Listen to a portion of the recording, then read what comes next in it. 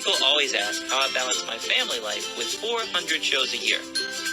I'm just doing what I love with the people I love. It's my magic life.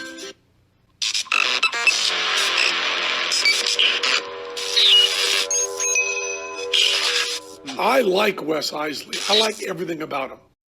All right. On today's episode, we have a mentalist all the way from Ireland. His name is David Peace, and he is one of the co-members of the Deceive Reality Podcast. Co-members? Co-hosts. Co-hosts. There you go. go. Everybody, it's David. What's up, man? How are you? I'm good. How are you doing? Hi, everyone. I'm doing great. How are you, Nat? I'm doing good. So what's it like in Ireland right now? It's okay. It's a bit cloudy, a bit cold. The storm. There was a storm last week, but that's passed, so it's getting better. All right. All right. You said before the interview here, you said it's springtime over there. Yeah. But we did the math, and it's only 50 degrees. Yeah. It's 50 degrees was the high today. So. Wow. We're gonna go a little higher than that. It started out at 50 degrees here today, so it's gonna get a little. We might get up to 70 or feel like 70. Yeah. So we have pollen in full effect over here. If I start getting scratchy and squeaky, it's I lost my voice. This weekend I had a show and I sounded like a little teenage boy going through hormones and the voice change thing, man. It was awful. So I'm high on antihistamines myself as well. So okay, all right, there you go. So how's everything over in Ireland now that COVID's over? Is COVID over in Ireland? Is everything just done? Is things back to normal over there? Yeah. Everything's back to normal. It's medical centers is the only place really people still wear masks. So like dentistries, doctors, hospitals, those sort of things. Everything else is back to normal. From a performing point of view, it's still. I find the difference I've noticed since like the reopening and all that. The bookings still aren't the way they used to be time-wise. So they still might be the same quantity, but instead of getting like a booking for next year, I'll be getting a booking for next month. So people seem to be leaving things to like the last minute to plan. That has eased in like this year. Last year was very much like people were like, we don't know how long this is going to last for. But it's been pretty good now. Everything's like pretty much back to normal as things would say, but it's just still, you can still feel the awkwardness at events, especially if there's older people there and things like that. You sort of sanitizing when people come up and that sort of stuff, depending on where you're working and that sort of thing. So you do a lot of weddings over there, which is different in America. I've only done maybe 10 tops in my entire career, where over there it's totally different. So what's it like doing weddings post-COVID? Is it coming back? Yeah, the weddings is one of the first things to come back because I think people are desperate to get out and start having the bigger weddings with all the guests back and stuff. So yeah, the wedding market's huge here. I do think it's something to do with the sort of structure of the wedding day, because I've been to a few American weddings. I have a few friends who live over in the Boston area and that sort of thing. And they, like the typical weddings I've gone to there where they do the sort of the photographs sometimes can happen before the ceremony, where they might do a first sight and that sort of stuff. While here, it's very much the aisle is the first time they see each other. The ceremony ends, photographs happen at that stage. So the guests are just kind of hanging around at a drinks reception. And that's where the magician or the mentalist is really well hired. There are some people who get the after dinner show, which hypnosis and that sort of stuff is very popular with the after dinner show kind of before the band kicks in and that sort of stuff.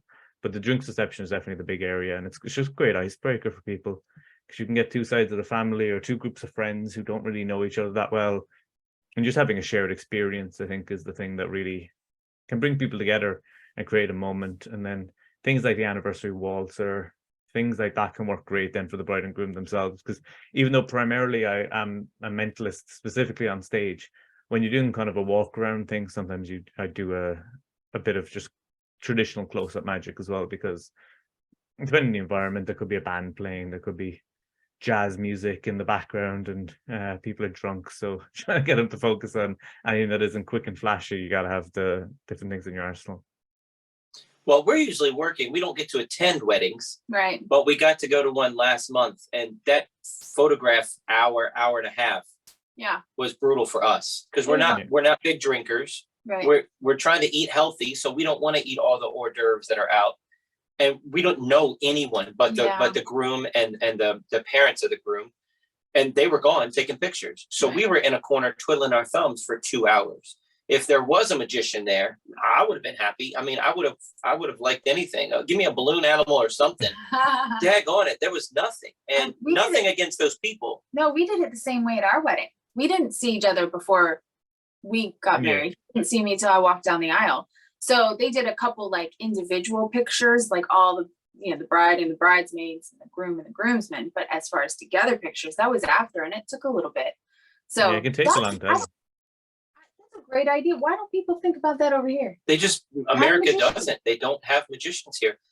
In America, it is very much thought of as children's entertainment. No, this is an adult thing. A wedding is an adult occasion. We don't need a magician here. What are you talking about? It's something I've been fighting against my whole career. But we did have a magician at our wedding while we were taking pictures.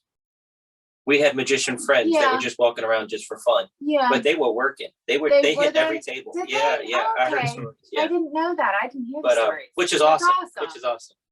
The only reason they were invited. They showed me a couple of tricks once we got down there, but I thought that's all they did. I was like, well, show some other people. No, that was their gift to us. They were working the event. Yeah. That's sweet. So whoops. Sorry. That's all right. So you got to tell me about your beginning, man. We're putting the cart before the horse here. Tell me about your beginning in magic. Yeah, so like growing up, my dad always messed around with magic. Anything serious, just a few party tricks.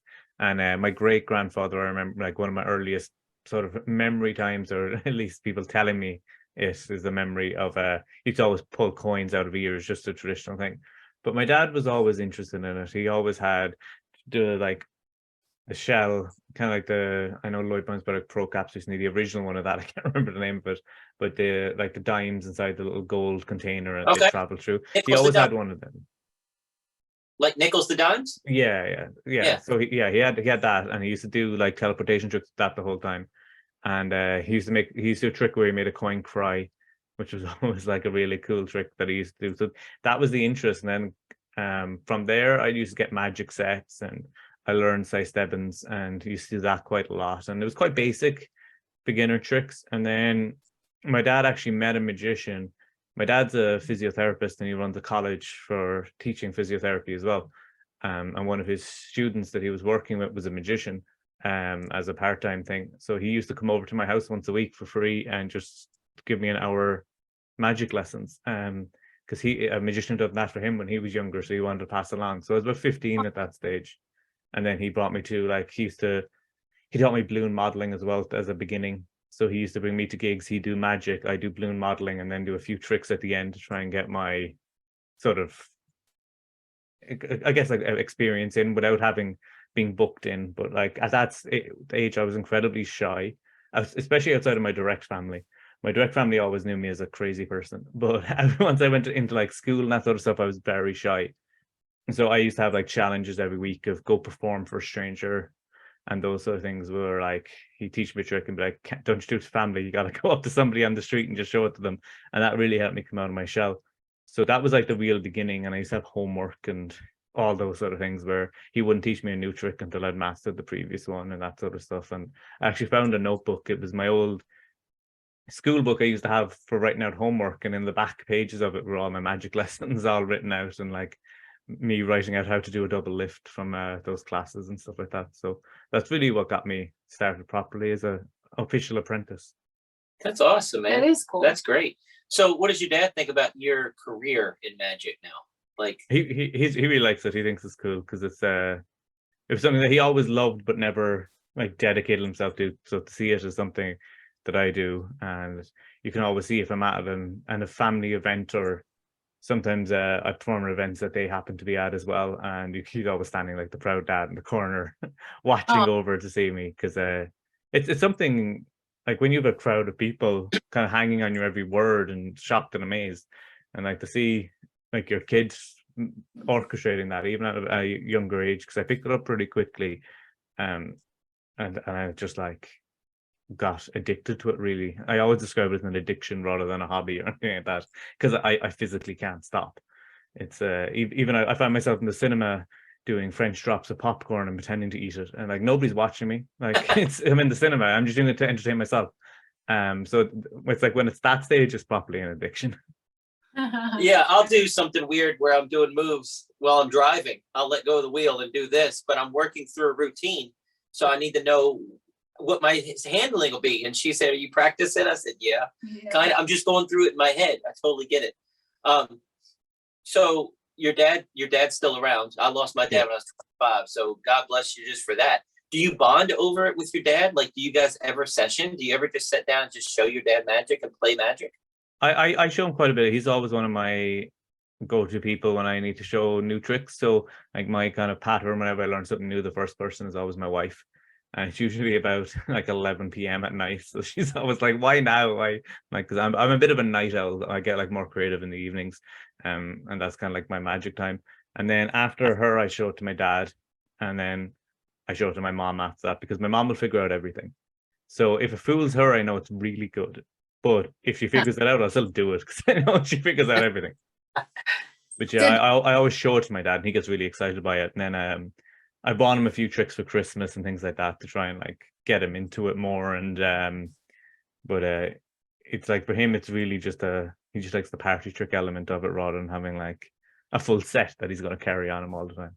So he's one of those people that love magic but is not passionate about it. So yeah, it's not his obsession, but he loves watching it, and he loves knowing the secrets. Because anytime I show him something, he's like, "How did you do it?" Yeah.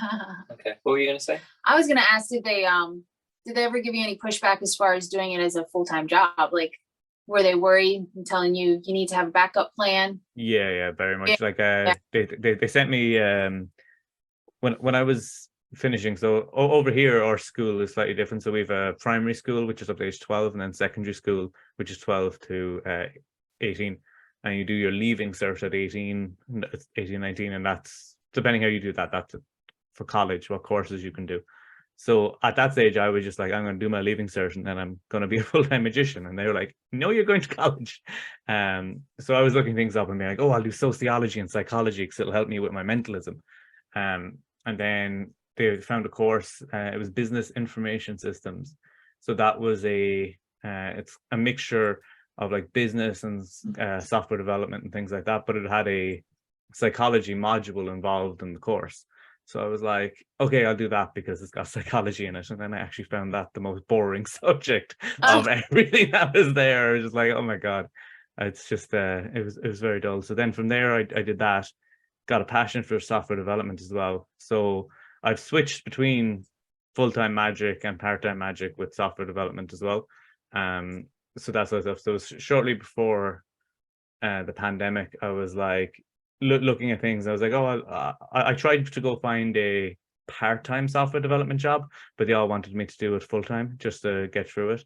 So I did that, and I was looking at it going, I started moving up quickly. So as well as a magician, I'm currently like a manager of a software team for that. But what I find interesting with it that works quite well for me is most of my gigs are weekends for weddings or evenings, so I can just do both quite easily. And then in my current company, I have 23 vacation days a year, so I just use a lot of them. If I need to take a half day on a Friday to go do a wedding at like 3 p.m. or something like that, I can do that. And they've always been very accommodating in the companies, that if I tell them like I need to do a gig, they're like, cool, just book it off. So I don't need to always give a week's notice, that sort of stuff. So it's always worked out quite well. So I've just always been very open with it. That's like, I will work for you as long as I can do my gigs as well. if you can stop me doing that, I'll go somewhere else. Yeah. No, that's great. That's great. Is. That's really cool that they're flexible like that. That's great. You can't find that everywhere. So have you thought about doing like a magic app? Yeah, I have a few myself. You do have to do stuff. Yeah, I haven't released them or anything, and I've made them. They're more magic websites that you can install in your thing for apps. So like they're not on the App Store or anything like that, and they need to be converted. But it's something I'm thinking about. But I have a few apps, all right, that I've made. It's something I wanted to teach myself because I thought magic apps, there's a whole market there, and with software development. So I started teaching myself, and then there's a few things that I came up with for myself, and then it's kind of just number one, finding out has it been done before. It's always the big test with that, and also whether it's useful. So like I have one I've been doing for about a year, and it's one of my closers now. So that's one that I'm looking at to see, but we have to just see what happens, because at the moment I just like doing it myself. Because that's the thing, I build them for myself a lot rather than for other people too. So when you say it's a closer, is it a closer for your close-up set or for your stage set? That's a big difference. Yeah, it's close up my close-up set. Okay. It's kind of a prediction effect when you're going through it. So that's one. I haven't really got anything for stage software wise, because I like things just being, what I like with the apps is it feeling more organic than anything. So I think it really works in that sort of like organic state of like, oh, I just thought of this thing and go into it from there. So I do that a lot, and there are definitely other ones I've mulling over, but it's sometimes hard when you do some software development during the day to actually go, do you know what I'm going to do in my spare time? More of it. Because even though I like software development, it's nice. It's not my passion. It's like I see people I work with who are as passionate about software development as I am about magic. And I was like, oh, that would be nice, because I'd probably be making more money if I was that passionate about it and not spending my time doing like sitting in a meeting with my camera off doing double lists. So. Well, my thing was, because you have that 9 to 5 job, it's just you're thinking and melding those two together. So, yeah. But if the software development is tedious, then it sucks the fun out of the magic of it, I guess. Because I don't know what it's like behind the scenes. We had some magic tricks that we were doing that use cell phones. There was a Josh Janowski trick where let me think. The Instagram. So everything appeared on the Instagram as the prediction later on, which was fun. Everybody pulls out their phone. You've been dying to pull out your phones, pull them out. But we did a couple of venues where there was just no internet reception at all. And we lost a big chunk of our show because we had 2 of those things in our show at one point. We had another one where we had a number prediction where they ended up calling our number.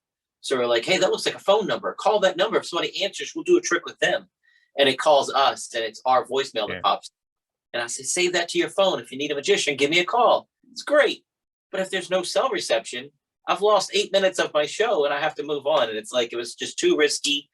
We couldn't get reception. This guy got reception. That guy didn't. And it was just, but I can't wait to bring it back because things are getting better. So maybe we can bring it back. Yeah. I find that here as well, like a lot of banquet halls or big hotels, like the internet and cell phone signals really bad. So the ones that I have work in airplane mode because they work on my phone. So it's not something that people can access on other phones and things like that, which is sometimes it's a negative. But I sometimes see that in ads where they're like, oh, it works on the spectator's phone. I'm like, that's going to fail a lot if there's no internet, or it's just a bit. Right. Even the Wi-Fi can be knocked in a hotel. If there's like 200 people in a room all on the Wi-Fi, it's not going to be strong. Yeah. That's theaters and our resorts. Yeah, dead areas are these mountains that we work in, these resorts. We live in the valley, so we have resorts that are 45 minutes in these mountains, and it's just dead up there. It's just nothing there. It was awful. But we love those routines, man. Yeah. So tag on it. Can't wait to get them back. So, all right. So you got started because your dad and your grandpa, and you did all that. What was your first shows like? Were you doing kids' birthday parties? Is that a thing in Ireland? Yeah. So kids stuff's big. It's, as you're saying, it's still hard to get out of that kids magic thing. Once I say I'm a magician to someone, they always go, "Oh, I have a party," and I'm like, "Is it a kid?" And no, I do the occasional one when people need it, and they're like, "Oh, I've tried everybody." Like communion parties are really big here. So it's like communions used to, when I was a kid, it was like, "Oh, it's just." You go to the church, make your communion, visit some family, that's it. And now it's like a mini wedding. Like limos are being hired and it's gone crazy. So it's those can be really big, but I always sell it as a family show that way. But starting off, I was always balloon animals and kids magic sort of thing at company Christmas parties, entertaining the kids there. And then I'd always try and slowly move away from the kids and go up to a few adults and be like, hey, let me show you my ambitious card routine or something like that, because I never really had the personality for kids magic. I'm a sarcastic person when I'm performing a lot. I'm I improv most of my thing. I have like bullet points of where I'm going, but I just improv my way through it. And I perform a lot in comedy clubs and stuff like that when I can, especially pre the pandemic. I used to go to a comedy club where it was open mic opportunities, and you just go up and just kind of like improv my way through stuff. And it was so that was always more my style. So I remember talking to my wife when we first met, and she was like, "You should do kid magic. You make more money doing it. There's loads of them." And we were at a wedding, and one of my friends who's a kids magician went there, and he was performing. He'd been hired to entertain the kids, and I brought her in to watch his show. And at the end, she was like, "Yeah, you can't do that." I was like, "Exactly." It's just not me. It's more like a lot of the stuff can be more mime and like those sort of things. That's what the kids like. The magician, the magic's happening. The magician doesn't know, like the rising wand out of the sleeve. Those sort of things, or collapsible wands and that sort of stuff. So it's just not my style. It's something I like to watch, and you can see the craft in it, but it's just not something I could really do ever. So I was a failed kids magician. We have something called Kidvention. Is that what it's called? Yeah. In DC once a year, and if we don't have shows, I try to take my little girl there, and she just laughs out loud, screaming, crying of these grown men just with bubble gum on their butt, and they don't see it, and they're jumping around and acting silly. And I get it. That is a market, but that is not me. And I get it, because my kid loves it, is roaring on the floor, loving it, but it's just not me. I can't do it. But we my try favorite one I ever saw was I was at Blackpool Magic Convention this year, and Mario the Maker did a show in the opera house, and all the magicians could stand in the circle and watch. And I loved his show because it had a lot of that sort of like mime thing. It's not working, all this sort of stuff. But then there was also a really strong message underneath, and just his energy was so good. And I was like, that is like peak. And it's like, if you don't want to get to that level or do that, don't do it, because that's for me. When I saw that, I was like, that's a benchmark that's what you should be striving for in that area. But for me, I was more always looking at the Darren Brown, being like, I want to be that guy. Yeah, Darren is huge where you are. Over here, I mean, people know him, people love him, but over there, I feel like everybody is just. He's like the Copperfield over there, I guess. Everybody. Yeah. Right. Yeah. He came shortly after Blaine. So like Blaine was a big influence on me as well. Just watching the David Blaine specials and seeing stuff. I remember being like completely believing in it as a kid when you're watching it, being like, if I focus enough, I can levitate too. But like that style was really big. And then it was shortly after that Darren started appearing on TV, and it was really the first mentalist on TV that was like popular and bringing it up in the psychological illusionist style thing. And it was like between like David Blaine and then Darren Brown, it kind of made magic first adult with David Blaine, and then intellectual with Darren, and that people really gravitated towards that. But then so he's also very like theatrical. Like his shows are some of the best shows I've ever seen. The Showman, which I saw live, was just released on Channel 4 to watch and that sort of stuff over the weekend, which was great to see it again, and just the level of precision and that sort of stuff, and the intellect, making it adult friendly. Really, it's just what you want. Yeah, hey, it's awesome. I can watch those specials all day long, because they just go. But when you try to describe it to somebody, it doesn't. You have to see it. It's a show that you have to see. You saw Darren Brown shows. You don't remember Darren Brown at all? No. Sorry. That's all right. So she knows a lot of magic, but that's too deep for her. So where you are, is there any magic clubs near you? Do you guys hang out with magic clubs? There was a magic club in my area, so it was there was one. It was kind of Cork. I live in the very south of Ireland, in a county called Cork, and then there's another county called Kerry, and we used to have a combined club that used to meet once a month. But then it kind of faded out over time. There's like the people who were organizing it got too busy. The venue we were hosting it in closed down, so it was a really old hotel in the city center, so that closed. And then we moved to another hotel, and they used to give us a room, and then they got bought out, and the person wanted to charge us like hundreds of euro a night to use it. So that then we're trying to find other venues, but nothing really felt right then. So kind of just faded out, but like we still see each other. There's still a big club in Dublin, but that's about a 2.5 hour drive away from me. But they do good like lectures and that sort of stuff. So if there's the right lecture and stuff like that, I will travel up for it when I can. But yeah, there are a few smaller clubs, but not anything directly near me at the moment. Now, were they IBM, SAM, or was it something independent? We were the one that I was in was IBM. I think the one in Dublin is an IBM ring as well. Yeah, we're dealing with the same thing where we are. We both, I have an IBM and an SAM within an hour of my house in different directions. And both of them were in church basements. And both churches, whatever, through the pandemic, the member that was a member of that church, just one couple got a divorce and one church shut down after the COVID. So they're meeting at a grocery store and a Panera Bread. So it's like, you know, they're meeting at the market of a grocery store. It just doesn't feel like it's weird to have a bunch of adults doing card tricks in the middle of a grocery store. I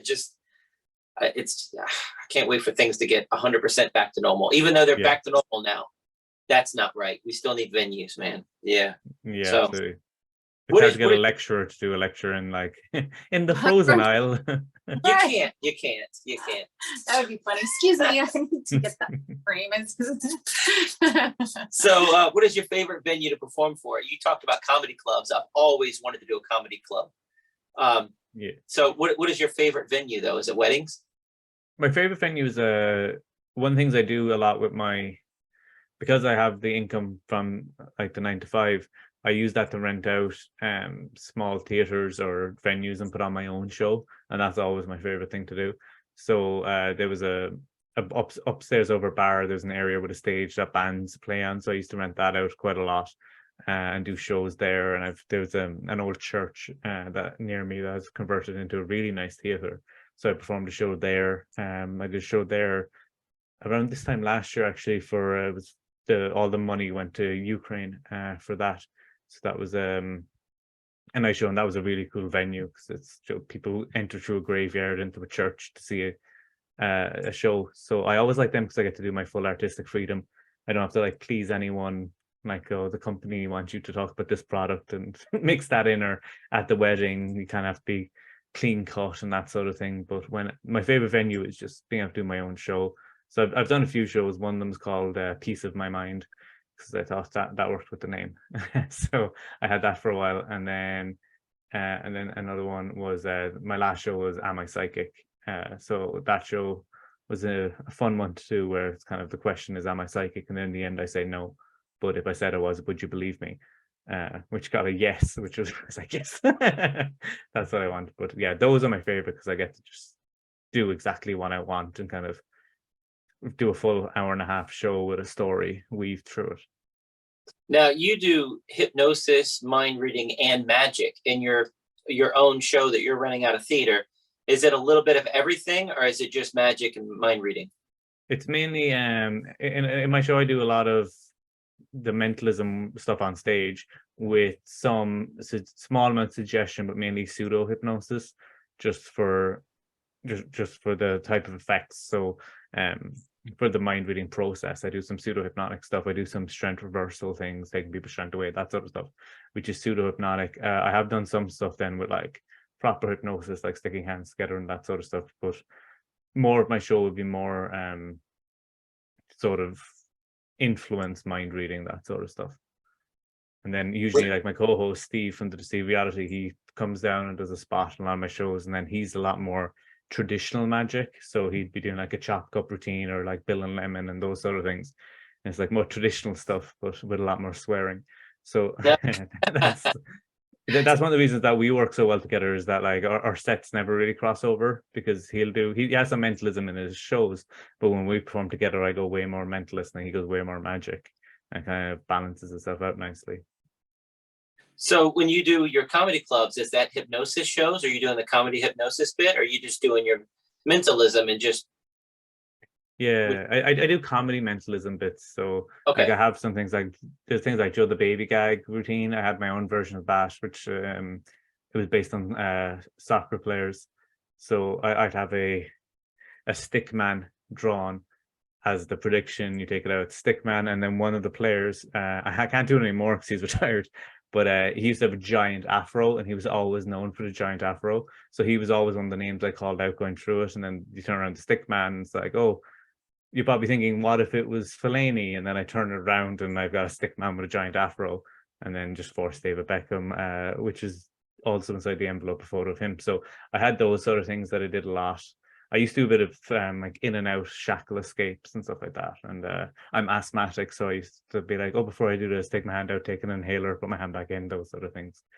And then I got to the point where I wanted to be able to do 5 minutes without doing any magic, because I thought that would be get rid of the crutch of magic. So I'm like, if I can do 5 minutes on stage without doing any magic and like survive the comedy club scene, people will, I'll do better than when I can bring my magic back in. So that was like a challenge I set to myself, doing that over time. So that was fun. I did a few roast battles as well. I'm currently undefeated in roast battles. Oh wow, wow! Yeah. They had to stop it after a while. I did 6 in a row, and then they stopped the roast battles because apparently, even though I kept winning, I was too mean. Wow. So you had 5 minutes of stand up that you could do. Yeah. Was it universal? Could you do it for family acts? Could you do it in other places? No, it was totally okay. Some of them are, and I can change the wording and stuff like that. Like I have one about like I was going to levitate my wife, but she couldn't be here this evening, so I said I teach you all, and then I go through a whole process about like how you're going to levitate your wife, and it's about like getting a job, moving in together, make sure you're well paid, all this stuff, and then come home and tell her you're quitting your job and to be a magician. And she hit the roof, and she was about that high, and that's the thing. And then it's like, depending on the venue, I either say she hit the roof, or I add in like a swear word before hit the roof, just to get the emphasis up and that sort of stuff. And then about other things which are like very not suitable, and even like they need to be, certain comedy clubs need to be there to go with them. So that sort of stuff. I'm always trying to write. I'm working on something now, and Natalie's like, just try it. And I tried it, and she was like, couple laughs. Yeah. I'm working on it though. I'm working on it. It's one of those things, man. I think it's straight hair, curly hair. If you're a magician, you want to be a comedian. If you're a comedian, you want to be a magician. I think it's one of those things. But I'd like to be able to do 5 minutes. That'd be a good mark. I'd love that. Yeah. It's like an illusionist always wants to be a magician because they carry less, and then a magician wants to be a mentalist because they carry less, and then a mentalist wants to be a comedian because they just show up with nothing and just do their job. So we all just want to not carry stuff around. Carrying stuff is not fun, man. I mean, we're doing illusions in our show, and it's not fun. And loading and unloading is not fun, but doing the illusions, that's fun. I like doing the illusions. I had another podcast earlier on another guy's podcast about, we have infant twin babies, and that's just a whole nother thing, man. We got to go in there and find out where the babies are going to hang out. It's a whole setup even before we start loading in the illusions about just setting the kids up. Right. Yeah. Try working with 6 people in your crew, and 3 of them don't do anything. 3 of them don't lift a finger. They're just slackers, you know. Well, the babysitter's watching the 2 slackers. They don't do it. Yeah, anyway. You need to have a serious conversation with them about that. They need to start pulling their own weight, really, and just that's the teleportation act of just ready to go. Just don't tell anyone you've twins for like the next 10 years. Too late. He's already shouted it from the rooftops. Penn Jillette found out. He's like, dude, you have identical twins? A magician with identical twins? They're going to travel in separate cars. You're going to make one wear a wig. You're not going to claim the other one. Can't do that. So I was looking on your website, and I saw that you predicted the World Cup in 2018. Yeah. I don't want to know how you did it. I just want you to set it up, describing it to a magician. I want to hear this. Yeah, so it was on the biggest morning show in my area. So I handed in a big giant chest, and it was about the second week of the World Cup. I handed that in, and I had a prediction inside. So they left that on a window, which you kind of see from when you're around the city. So that was there until the World Cup, and then I came in at the end, and they opened up the prediction, and there was a few pieces of paper in there with that. So the predictions were about like the final score of the match, the winner, the final score, and then a couple of interesting things that happened during the World Cup. Like during that World Cup, Cristiano Ronaldo had left Real Madrid for Juventus, so that was predicted inside in the thing as well. So there's other things that happened outside of just the final score, because I thought you need to add it up a bit more. So that sort of way. And then there was a betting slip where I put €5 on the team that I predicted to win. So when they opened it, because I was like, there's no point in predicting something and not betting on it. So I bet on it as well. Just to make what? I don't know anybody that has done more than just predicting the numbers. Yeah. I love the extra, like over here we have football, which is not soccer, but football. Yeah. Is the big thing that everybody does. And, if they say the quarterback threw for, 400 yards plus the final score, plus, the MVP was this, that makes it so much better. I love that. I've never thought about that before. Yeah. Even if there's something like funny happens or something like that, it's always the fear as well of like newspaper predictions or something like that you're like, I'll predict the newspaper and we're going to open it on April 25th. And then it was like, the front page is bus crash kills whatever, and you're like, ta-da, didn't tell anyone. So it's like, it's always that way when you want to like skirt around it, to just be sure that you can get around things like that. So yeah, I like the idea of just having, there was like one envelope and multiple pieces of paper inside in it. So that sort of way. But yeah, it was a nice sort of idea, and I like the idea of betting on it as well, because if you're that sure, why wouldn't you? And like, it's only a $5, so that might give a clue of the method that it was only a $5, but for the betting slips. But it shows that you had some confidence in it anyway. Yeah, no, that's great, man. I love it. So your podcast, the Deceive Reality Podcast, you started yours about the same time we started ours in 2020. We started in July 2020. When did you guys start? I think it was our first one it was on June or July as well, I think. I'm not sure. I think the first one was released in August, but we started recording it in, I think, July. Yeah, so pretty much the same time. How often do your episodes come out? So to begin with, we were doing them, it was kind of once every 2 weeks was kind of the original starters, and then sometimes it was a month. So it's kind of depending on people's availability and stuff like that. And then as things opened back up, it kind of got into a point where it became harder to get guests because people got busy again. It was very easy when everyone's sitting at home.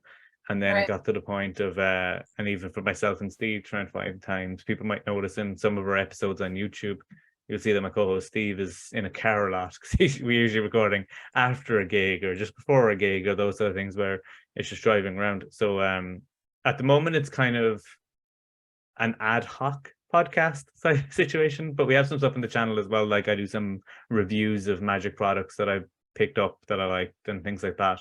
But we're trying to do at least one a month, but sometimes we get two in the month, that sort of way. But it's kind of dependent on our schedules at the moment, because we got to the point where we were like, we need to get it in, and we're like, we've no interview, we'll just do it ourselves and just think of a topic. And it kind of took the fun out of it when it was like being that demanding on ourselves. When it started as a thing during the pandemic to try and have some connection to the community again, because me and Steve have been like best friends for years, and like he was the best man at my wedding and that sort of stuff. So we talk on the phone all the time. So we were like, why not just record this? So we used to go on during the pandemic, we jumped on Instagram Live and brought on a few magicians that we know in Ireland, and just talked about how people are getting on with things like that, like the no gigs, and talk about the struggles and even like the mental health struggles that people are going through at that point. And it's like your whole family's reliant on you to gig, and that's your sole source of income, and suddenly you can't do it at all. And there's other people who are like, they were magicians and like their wives or girlfriends are nurses, and the stress of them going into the hospital and all that sort of stuff. So it was, we just started just chatting about that, and then we're like, we might as well just start doing a podcast. And then the first guest of like we'd reached out to who said yes was Michael Lamar. So once he said yes, we were like, no way. Even up to like hitting record, we were waiting, and we were like, he's not going to join. And next thing he just popped up. Like, this is crazy. So yeah, we just started like that, and like it got bad during the pandemic. Like me and Steve used to get on the phone and shuffle up a deck of cards on FaceTime and just hold a card up, and we kept doing it until we got one that matched. So we went through it like 4 times. We eventually got one, or we'd be like, I'm holding a card, guess what it is? And those sort of things. So it got dark. It was tough times. Dude, Michael Amar is on my wish list, so I'm gonna have to reach out to him. That's awesome. I have to listen to that podcast of you guys with Michael. Michael's one of the first major magician lecturers. That was just, his lecture was not just a lecture; it was a show. He had honed that thing down. It was so great. Michael's a good guy. Yeah, he's brilliant. He told some funny stories, and Steve made sure he did a cast the shadow just for himself, because it's the classic Michael Amar magical moment of casting a shadow over the deck. Yeah. My friend does his shadow coins. Have you seen the shadow coin routine? Yeah. He does. It's the matrix, but you don't touch them. You just, the shadow moves them. Oh. Yeah. Oh. So Beautiful routine. you have a really cool guest coming up this Thursday at 3 p.m. Eastern. It's Yeah, me. biggest one ever. Yeah. Oh, no. And Steve was in a car. Yeah, Steve was in a car, and he drops in and out a few times. He does a vanishing act where the internet, as we were saying, can be a bit of a struggle, because there was a storm that night as well. So I keep muting Steve. The rain was hitting the car too, so it was but yeah, it was a really good podcast to have you on and chat about all the things that you've been doing and some of that stuff in your background. Yeah, no, hey, I love being on, dude. You guys are awesome. So what do you have coming up in the future besides the podcast? What are you currently working on, or your 5 years? Currently I'm working on a few things. I've got a few creations that I'm trying to get honed. I'm currently actually trying to learn a chop cup routine, because I've got my first family show in 3 years, because the painter of my house, the guy who I got my house painted over the last few weeks, he has a communion coming up, and he left it late, even though his wife had asked him to book it early.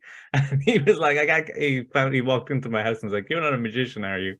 I was like, "Yeah." He's like, "Can you do my kid's communion?" And I was like, "I don't really do that stuff." But he was like, "I can't find anyone." So I said I do it. So I'm trying to like put together that show at the moment. And You just got your painted for free. Good job. Yeah. A discount anyway. Okay. A kid show and a full house painting don't exactly add up, unfortunately. Okay. But it definitely helps.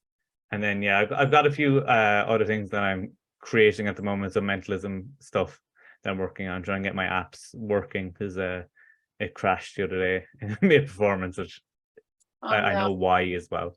So I need to fix that. But and I've got a few. I'm working on a show at the moment. I want to do another public show around Halloween time. So I started writing through that. So I'm thinking of doing like more of a seance-y style and more a seance intimate show for around Halloween time, because that's something that I haven't done yet. So I've got a Q&A act that I'm trying to work out for that. To try and get it. I've got a book. It's a big thick book with the book of answers. I don't know if you've seen it, but you just you ask a question, flick through, open, and it gives an answer. And I was like, that's great misdirection to switch a billet. So I'm working through a routine with that at the moment. But yeah, those are the big things for me at the moment, trying to get that seance show working. And then also I have a few creations that I'm working on behind the scenes to get to a point that I feel happy sharing them with people as well, because I have a few things I've shown to some magicians, and they've asked me like, "Oh, can you release that?" And I've taught it to people and stuff like that. But I have a few things that I'm working on there as well. Well, we have that Facebook podcast group, man. As soon as you release anything, you let me know, and I'll promote the heck out of it on my end for you. Absolutely, that'd be great. When you have these venues that you're renting, I'm just trying to get a grasp of the type of places you're working. How many seats is it normally when you do your theater gigs? Yeah, so the one that I used to regularly, you get about 80 people in there. So that would be, but what I loved about that venue was it was kind of upstairs in a bar, and it was a narrow, long room. So it was quite easy to put out all the tables and chairs and fill it up. And I'd sell tickets beforehand on Eventbrite website, so I'd know roughly how many people would be there. So I could do that, fill it up, or I could quite quickly remove chairs and make it look either way, no matter what it was, that it never looked like. Sometimes, especially when I was doing the show every month, you'd get months where you'd have a sellout, and other times you'd have like 15 people, and I'd be calling my friends being like, "Hey, come to my show tonight, I need to pack it out a bit." So then you bring it down. And then the other one I did, I think it was 150 people for that. I got about 80 in there as well. So about 80 is like the normal size, which I think is nice size. But for my new show, I'm thinking I want to just keep it to like maybe 30 people, increase the price of the ticket that sort of way, and make it, especially for like a seance area, make it more of like a in the round type situation, and kind of work it that way. So that's the plan at the moment. You're doing a seance mentalism show. You don't want a 500 seat auditorium. No. It takes everything out of it. You want it intimate and to feel every person is a part of it. Yeah. So the last show I did was it's actually Steve organized it. It was up in Clare, near where he lived, and it was about, I think, maybe like 50 people. So that was quite a nice intimate size area. And Wes Barker was visiting Ireland, so he was over. So he performed on the show as well, which was cool to have him there. So I was like the MC on the night, warming up the crowd and getting it all going. So I had a few new bits as well that I was trialing at that as well, which is nice. Because I have one routine that I'm working on. It's like a strength reversal thing that it's never right. I'm like, I know there's something there, and it's getting really good reactions and people like it, but I know I'm not getting the most out of it yet, so I'm still working through that to try and. So that's like one that's annoying me a bit, that I can't nail it, but it's just flight time. So I'm like, any chance I get to get on stage at the moment, I'm like going to jump at and just drill it, because I know there's little nuances that can take it up a level that I haven't gotten there yet. It's funny when you're working on something new, because I have, we do 400 shows a year, so I have lots of time to work on something new. I'll throw it in the middle of the show. That's not what I want. Something's missing. It's me. It's always me. Yeah. And sometimes I just take it out of the show and put it away, and I'll come back to it the following year and just make one little tweak, and it's like, it's my favorite trick now. You can't just beat it when it's not working. You got to just take time off and come back to it. So I don't know if you find the same thing. Yeah, sometimes it's you just got to walk away from it, because you're back to your mind as you're always working on it. Because I had that before with a chair test. I wanted to come up with my own chair test. I really wanted it to be. I knew exactly what I wanted to be. It was inspired by a Darren Brown style routine. It was like a chair test, but wasn't with chairs. And I was like, oh, I want something like that. I like the beats of it, but I want it to be my own. And I couldn't think of anything. And then one day I was lying in bed, and the whole trick method just flowed into my brain.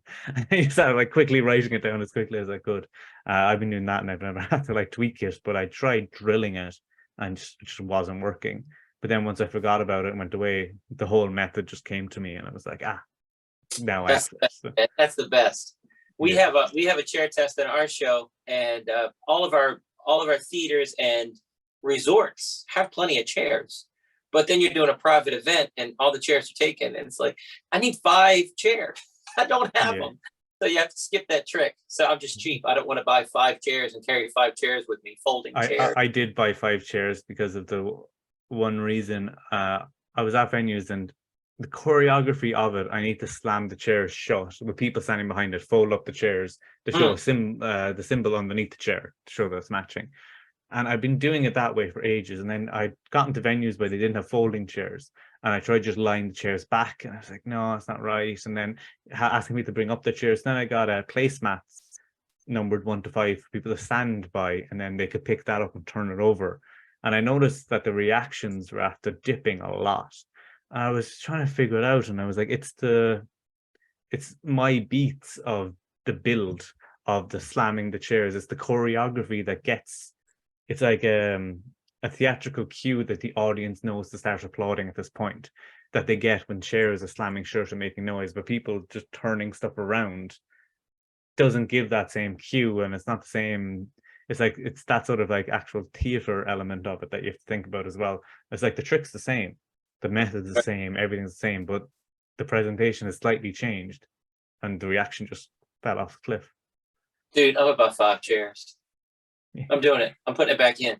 I'm gonna buy 5. I'm gonna buy cheap plastic, white lightweight ones though. The white plastic ones. You know what I'm talking about? Yeah. Not the metal ones. Yeah, I got it. Dude, you're talking to good. I'm carrying it with me. It's worth it. It's great. Yeah. Yeah. If it gets the reaction you want, and it's something like, for me, I've closed my at the intermission of my show with it when I do it at my normal shows, and I've closed like corporate or wedding shows with it, because it's just like, that, because I had people after the first time I performed that I closed the first half of my show with it the first time, and they were like, "Oh my god, it's like that could have closed the whole show. It was brilliant." And I was like, "Okay, And the thing that's the is, direction I want." it plays so big, it plays like an illusion, and you get 5 people on stage. It plays really big.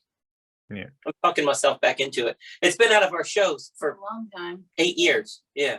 Yeah. Because if you can find another reason to have the chairs as well, it's great. Because like for me, I use 2 chairs in a different routine. I use 1 chair for another routine and that sort of stuff. So it's not, I'm not carrying them for one trick. I'm carrying all 5 for one trick, but I at least need 2 anyway. But I could use other chairs in the venue for those ones. But if I have them, I might as well. Yeah. Yeah. Yeah. So I don't know. We got 10 minutes left, man. Tell me about your hypnosis shows. Do you just do the hands and just small, I say dipping your feet in that, or can you do a whole hypnosis show? So I'm building up to it. It's one of those things that I was actually like getting to the point of being able to do a full hypnosis show before lockdown. Okay. And a lot of people know hypnosis. It's all about confidence. If you're confident that the people will be hypnotized, they will. But then like having a 2-year break from doing it kind of like takes, you always get nervous, like, oh my god, what if it doesn't happen? So that sort of stuff. So I started mixing it in a bit of my close-up, just as a part of a reveal. Someone's picked a card, I'm going to read their mind, I'll stick their fingers together just to make sure I get it. So I'm building back up to it. I've done things with the audience of just sticking their fingers together, getting to the point of getting them to forget their name, those sort of things at the moment. So I do that a lot. The aim is to have a full hypnosis show, but at the moment my hypnosis show is, I have a hypnosis show and I have a pseudo hypnosis show that I have. So I aim to do the hypnosis show, and then if I feel it's not getting the way I want, I can segue into the pseudo one. So as far as the people who booked me are concerned, it's a hypnosis show. So whether that be there's a Luke Shimei has a Touching on Hoy phase of his that's a hypnotic version on one of his DVD sets. So I always have that in my back pocket. I have other things that are, you can even do like a touches routine, which feels hypnotic when done. But yeah, the aim is always to at least like 20 minutes of hypnosis in the show, and then mix in the mentalism from there. Dude, I think that's great. You can't lose. You just need to go out and do it. You got it all. It gives you the confidence to do it as well, that you know that like I'm not just going to be standing here with a load of people being like, no, my hands aren't stuck, and they're like, bye. Yeah. That's me done for the night. You just go to the next thing. No, that's perfect. I've never done it. I've never tried it, but you have like a 3-point plan there that it's gonna work no matter what. I overthink stuff a lot because I'm always like out, because it's even simple things like you mess up on stage, you don't mess up again, and it's like I'm always in the point now of I need to have a backup to my backup, but it works then because something will always go wrong. Even simple things with mentalism, you're peeking someone's handwriting that you can't read to save your life. What you do then? It's like time to go into a 1 ahead routine. So you're just on stage by yourself, though. If something messes up my show, it's her fault, and I'm good. That's my backup. She messed up. It's her fault. Moving on. Yeah. I even found that difficult. Like at my wedding, my wife insisted that me and Steve do a bit of magic. She's like, I'm marrying a magician. The best man's a magician. There's magic at the wedding. So we did a show. We did confabulation. And it was one of the first times, because we perform on the same shows, but we don't really do that much of 2-person acts. We've done it occasionally, but that time was one of the first times. And it was a confabulation. And the move was Steve's, but I had to do the reveal, and I'd never had to rely on somebody else to do a secret move for me before. And I was like so nervous the whole time she was being like, oh, please make sure he does it right. Because it's like I'm a bit of a control freak that way anyway. Like even for holidays for me and my wife, I book everything. I arrange to travel. I do all that sort of stuff because I just need to know it. I've got that sort of control thing that I need to feel like I'm in control of what we're doing and that sort of stuff, which is my wife because she hates making decisions. Wow. No, hey, we have a really cool thing going, man. She takes care of me. She was sick all summer last year. She was in the hospital for 33 days, some serious stuff going on. And I had to do 183 shows without her. And then I'd rush to the hospital to be with her at nighttime. And, you know, if I need a magic wand, I just reach over and grab it. She always lays out my props exactly where I don't have to look. I know it's right there. It's so nice. She has my back. She has my back not only behind the scenes. We had one resort. It was crazy. I think I said it on your podcast, but kids started fighting. It was a family resort. And these kids started fighting. I had to pick the kid up, but she's there. She can diffuse those situations. You know, if somebody's trying to heckle during the show, she can walk out into the audience instead of me with the microphone starting to berate them. She can go out there and say, you know, it's so nice to work with a partner like that. So I love to have that trust in someone as well, because like even for me, I don't trust myself that much. I set up my props and I go, oh wait, where did I put that? Oh yeah, where I always put it. And walk back off stage and go back out again. I'm like, oh wait, yeah, okay, it's there. Well, there's been a couple times I've reached for the wand, it wasn't there, but I just give her a look at the show. She knows exactly. I have to dig for it, which I don't like. And then the next show and the next 500 shows, it's there, and that's it. I mean, we're human, but right. It didn't kill the show. It just killed that little beat of that moment. Nobody else notices it and stuff. Yeah, it's not a switch moment. It's not a magic moment. It's just a reach over and grab without thinking moment. Which, if I've seen magicians dig under their tables, and I told her that when we first got together, he's looking for his props and his head's under the table. He's digging. That doesn't look good, honey. We don't want that. So she knows. She knows. So your wife wanting magic in the wedding. I love your wife already just for that. That's God bless her. Does your wife ever come with you to the shows? Does she support you in your theater show? She does the theater shows, so she does the door at the theater shows. So, and like when we get there, because it's usually done like in the one that we go to most regularly, it's like a rock venue. So you get there and the place is a bit dirty.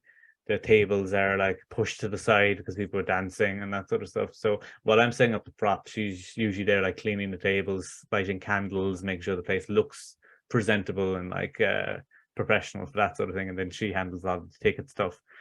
She works as an SEO, so she does a lot of the like Facebook ads and stuff like that as well for the show. So what I love with that sort of stuff with the show, she can handle all the like the ticket stuff for me.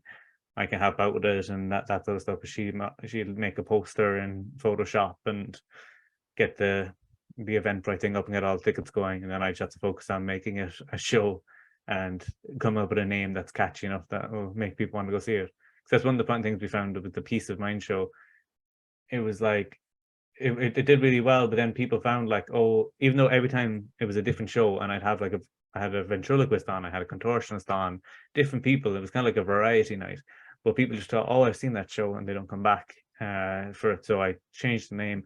I put the word psychic in it, and the tickets for that one sold out in like record time, really quickly. And like the audience that were there were completely different. There was a lot of people who thought they were going to see a psychic, but it's like they loved the show afterwards because it had a psychic element to it, even though I didn't claim any psychic ability.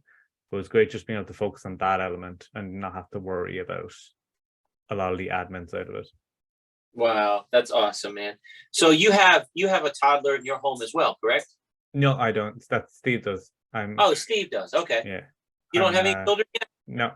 I'm good. Okay. You're good. You're done. Yeah, me and my wife use the thing with Dinks. Double income, no kids. It's great. It's a way to do it. That's for sure. Yeah. I've been a niece and nephew who live close by, so they visit quite a lot. My nephew asked me to teach him a magic trick over the weekend. He's 5, and then I was trying to teach him a French trap. He couldn't pick it up. I tried to teach him a vanish off the table. He was like placing the coin between his legs and turning to do it to people, because he went into school to show people a magic trick, and he had his food and was like, close your eyes, and then ate it, and I was like, it's gone. And all his friends were like, well, you just ate it. He was very upset that they figured out his trick. So he's not like 15 though, is he? No, he's 5. Oh, okay. He just turned 5 as well, so he has time to pick up on it. But it's he loves magic as well, so he's gonna be my little apprentice. That's awesome. Sweet. That's awesome. Well, dude, thank you so much for doing this today. I appreciate it. It's davidpeacemagic.com. Is that correct? Yeah, davidpeacemagic.ie. So it's .ie is for Ireland. So that's the address. Yeah. So I own davidpeacemagic.com. It should redirect. If it doesn't, just try .ie. All right. Okay. Well, I'll put both on the podcast Facebook group. And is there anything else you want to say? Yeah, so if people want to check out the Deceive Reality Podcast, that'd be great. It's on YouTube, Spotify, iTunes, all that stuff. We have a lot of episodes with people like yourself coming out this Thursday. We've had Mike Lamar, we've had Daniel Garcia, Oz Perlman, lots of different people during the pandemic. Oz Perlman was on it with one of his kids on his lap the whole time because he was babysitting. So it's Awesome. it's a fun podcast. Yeah, so definitely check them out. And so that's on YouTube and everywhere else. Nice. Awesome. Thank you so much for coming on. Only one more thing left for us to say is see you next week. Thanks so much. Check us out online at wesisley.com and patreon.com/Wes_Isley for behind-the-scenes videos, blooper videos, never-before-seen footage, discounts on merchandise, magic trick tutorials, and more. That's Wes Iseli, spelled WESISELI.